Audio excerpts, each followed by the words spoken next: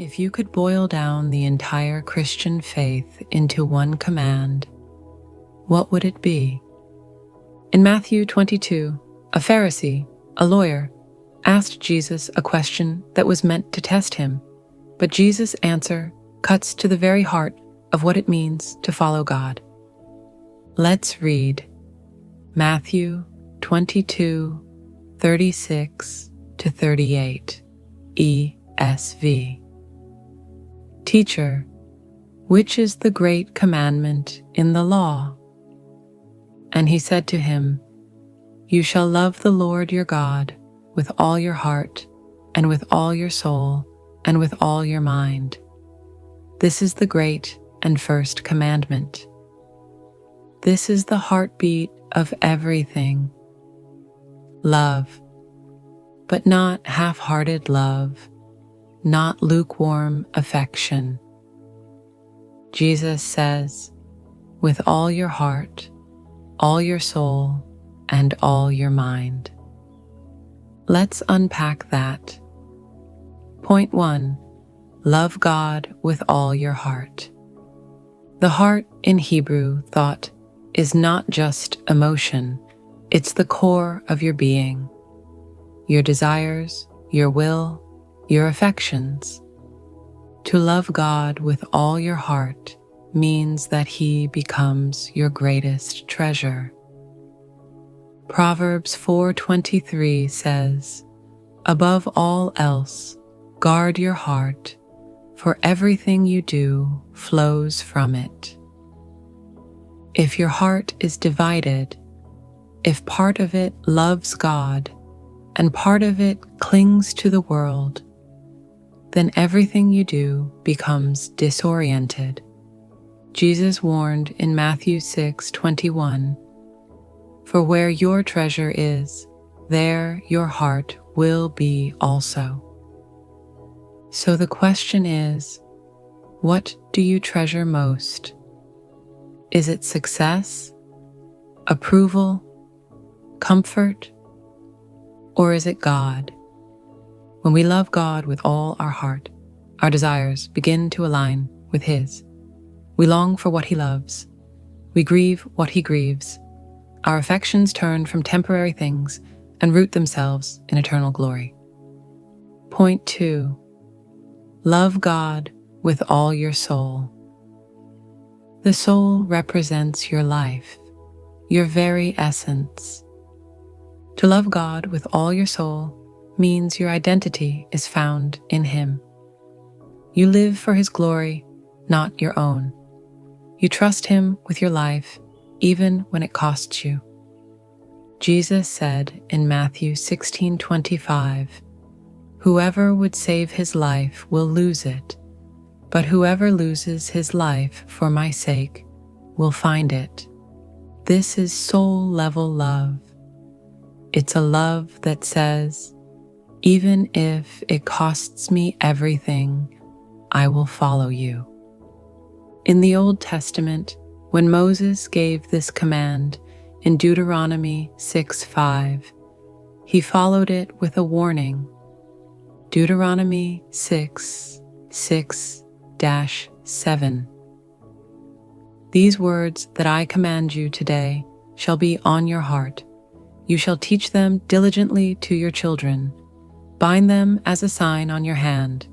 Write them on the doorposts of your house. Why? Because soul-level love is not passive. It changes how you live, how you lead, how you parent, and how you prioritize. It's not just internal, it's embodied. Point 3. Love God with all your mind. God doesn't ask us to leave our intellect at the door. He invites us to love Him with thought, with curiosity, with reason. Romans 12:2 says, Do not be conformed to this world, but be transformed by the renewal of your mind. Loving God with all your mind means pursuing truth, meditating on His Word, refusing to be discipled by the culture, and choosing instead to be shaped by Scripture. Psalm 1:2 says, "His delight is in the law of the Lord, and on his law he meditates day and night." If your mind is consumed with worry, cynicism, or distraction, then your love for God will be shallow.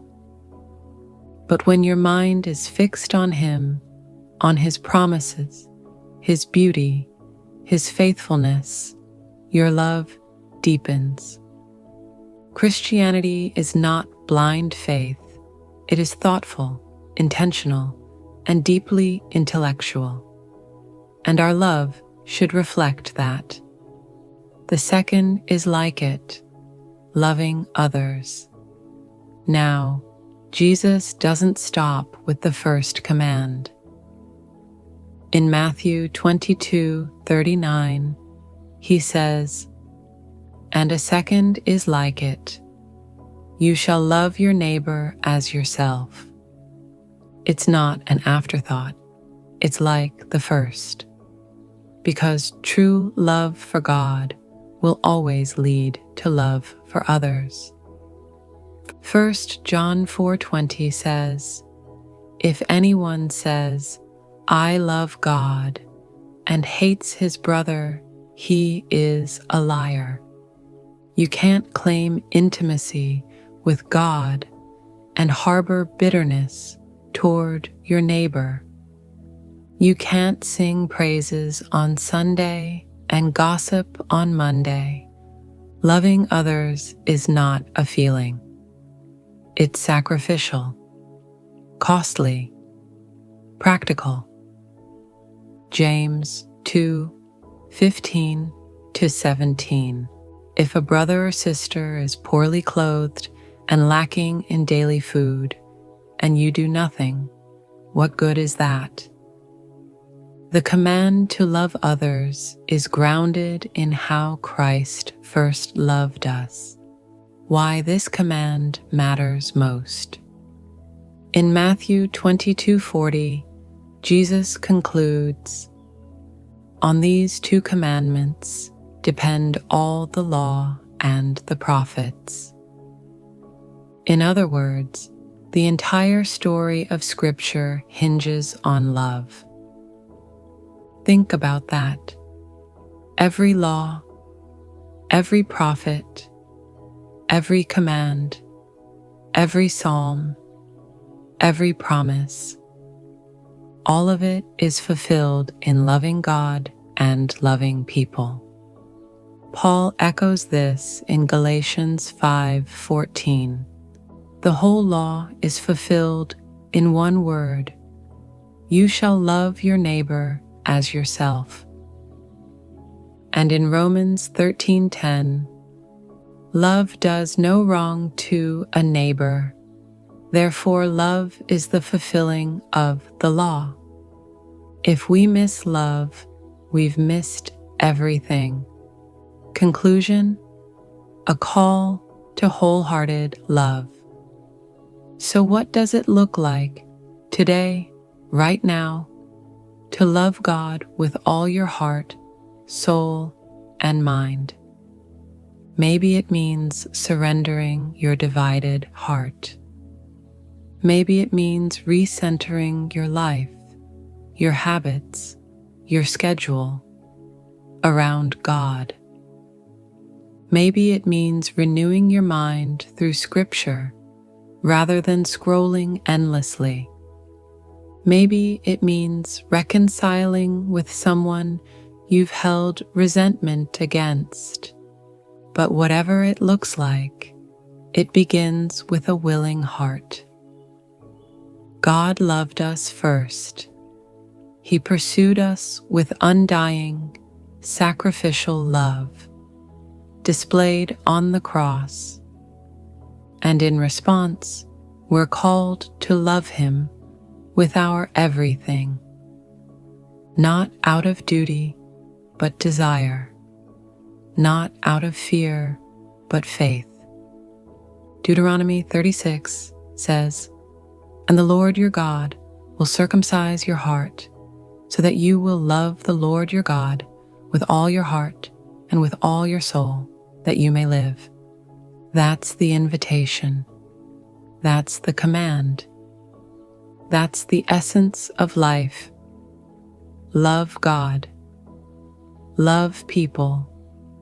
With all. Like and subscribe for more faith-based content.